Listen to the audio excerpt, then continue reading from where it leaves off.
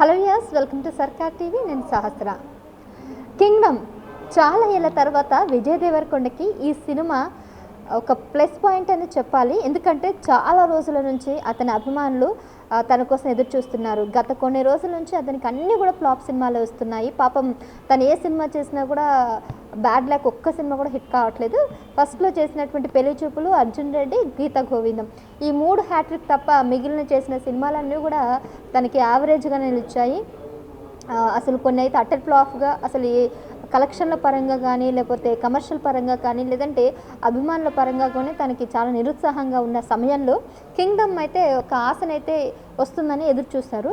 అయితే సినిమా ఇతనికి ప్లస్ అయినప్పటికీ కమర్షియల్ పరంగా ఈ సినిమా మళ్ళీ ఫ్లాప్ అనే వార్త అయితే వినిపిస్తుంది.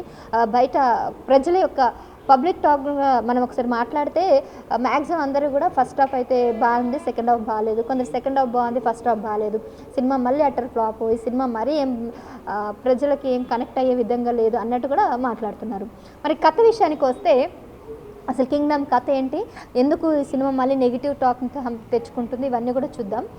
అది 1920 సంవత్సరంలో దాదాపుగా చాలా ఏళ్ళ క్రితం కథ ఇది. ఒక వింటేజ్ లుక్ అలాగే వింటేజ్ బ్యాక్డ్రాప్లో వచ్చినటువంటి ఈ కథ ఒక యథార్థని కథని డిపెండ్ అయి తీశారని చెప్పొచ్చు ఈ డైరెక్టర్.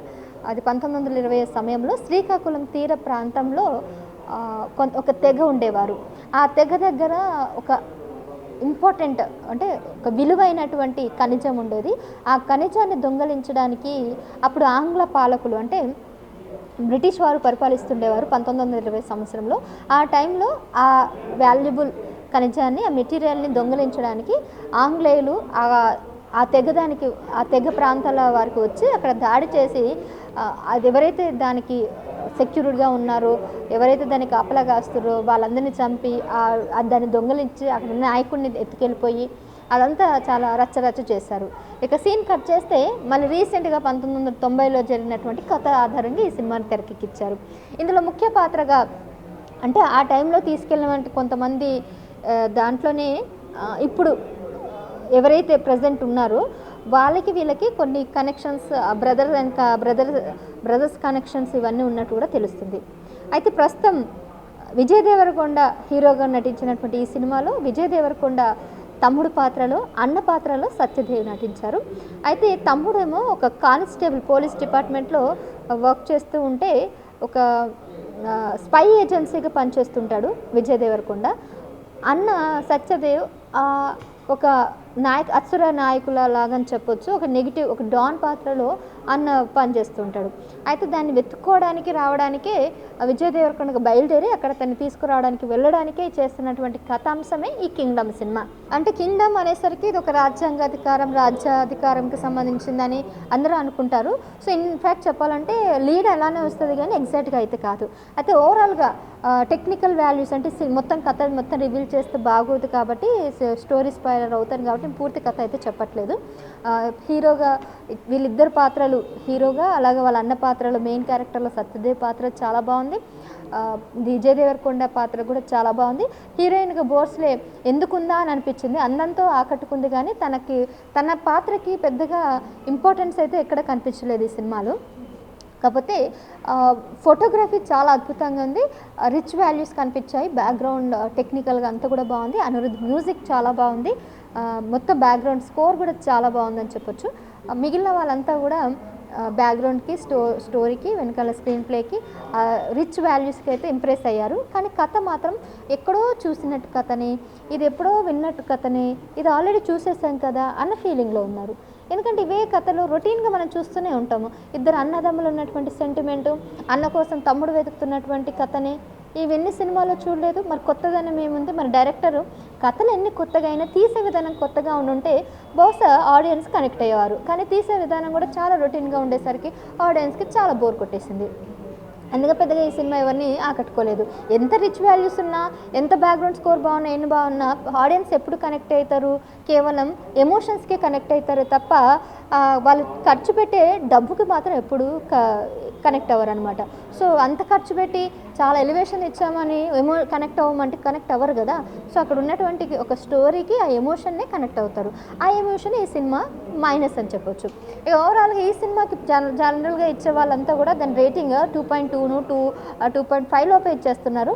సో మేము సర్కార్ తరఫున కూడా ఈ సినిమాకి ఓవరాల్ రేటింగ్ అంటే టెక్నికల్గా వాళ్ళు చెప్తున్నటువంటి అంటే టెక్నికల్గా తీసినట్టు వాటికైతే కొద్దిగా హై రేట్ ఇవ్వచ్చు, కానీ ఆ స్టోరీ పరంగా కథనం ప్రకారంగా ఓవరాల్ ఆడియన్స్ మనస్తత్వం ప్రకారమే ఈ సినిమాకి రేటింగ్ అయితే చాలా తక్కువే. సో ఈసారైనా మంచి హిట్తోని విజయ్ దేవరకొండ వస్తాడని ఎదురు చూసిన అభిమానులకి మరోసారి నిరాశను మిగిలింది.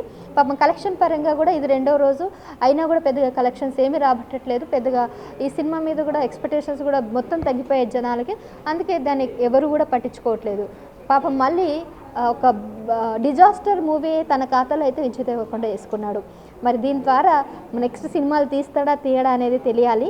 ఇప్పటికే చాలా డల్ అంటే చాలా నిరుత్సాహంగా ఉన్నటువంటి విజయ్ దేవరకొండ ఈ సినిమాలో బాగానే యాక్ట్ చేశాడు. సత్యదేవ్ కూడా తనకి ధీటుగా యాక్ట్ చేశాడు.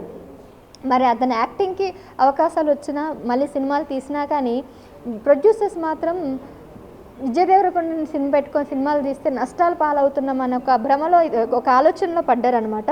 అంటే అది మరి ఐరన్ లెగ్గా లేకపోతే అతని లెగ్ బాగా లేదా మీకు గుర్తుందో లేదో, నితిన్ కూడా ఫస్ట్ 3 సినిమాలు ఎప్పుడైతే ఆయన ఎంట్రీ ఇచ్చాడో వరుసగా 3 సినిమాలు హిట్. ఫస్ట్ జయం, దిల్, ఆ తర్వాత వచ్చినటువంటి ఇంకొక మూవీ ఉంటుంది దిల్, జయం, ఇంకా సై. ఈ మూడు సినిమాలు వరుసగా వచ్చాయి నితిన్కి, వరుసగా సూపర్ హిట్ కొట్టాడు. తర్వాత సై తర్వాత తీసిన సినిమాలన్నీ అట్టర్ ఫ్లాప్ నితిన్కి. పాపం ఏ సినిమా తీసినా కూడా ఒక్క సినిమా కూడా హిట్ కాకపోయేది. సేమ్ పరిస్థితి ఇప్పుడు విజయ్ దేవరకొండ కూడా అలానే ఉంది. వీళ్ళంతా కూడా ఓవర్ నైట్ స్టార్స్ అనమాట. ఫస్ట్ తీసిన పెళ్లి చూపులు సూపర్ హిట్, అర్జున్ రెడ్డితో ఓవర్ నైట్ స్టార్ అయిపోయాడు. ఆ తర్వాత గీత గోవింద్తో 100 crores బాక్స్ ఆఫీస్లో ఆయన వెళ్ళిపోయాడు. సో వరుసగా 3 సినిమాలు హిట్ కొట్టినప్పటికీ తర్వాత తీసిన సినిమాలన్నీ కూడా అట్టర్ ఫ్లాప్ అయ్యేసరికి ఇక విజయ్ ఖాతాలో మళ్ళీ సినిమాలు వచ్చినా కూడా హిట్ అవుతాయనే నమ్మకం అయితే ప్రజల్లో ముఖ్యంగా ఆడియన్స్లో అయితే లేదనమాట. చూద్దాం మరి నెక్స్ట్ అయినా మంచి సినిమాతో ఆ డైరెక్టర్ కూడా కొద్దిగా ఆలోచించి మంచి అవకాశాలతోని వాళ్ళకి మంచి మూవీస్ తీస్తారని మనం కూడా ఎక్స్పెక్ట్ చేస్తున్నాం. సో సర్కార్ మేము ఇచ్చే రేట్ కింగ్డమ్ సినిమాకి అయితే కేవలం 2 మాత్రమే.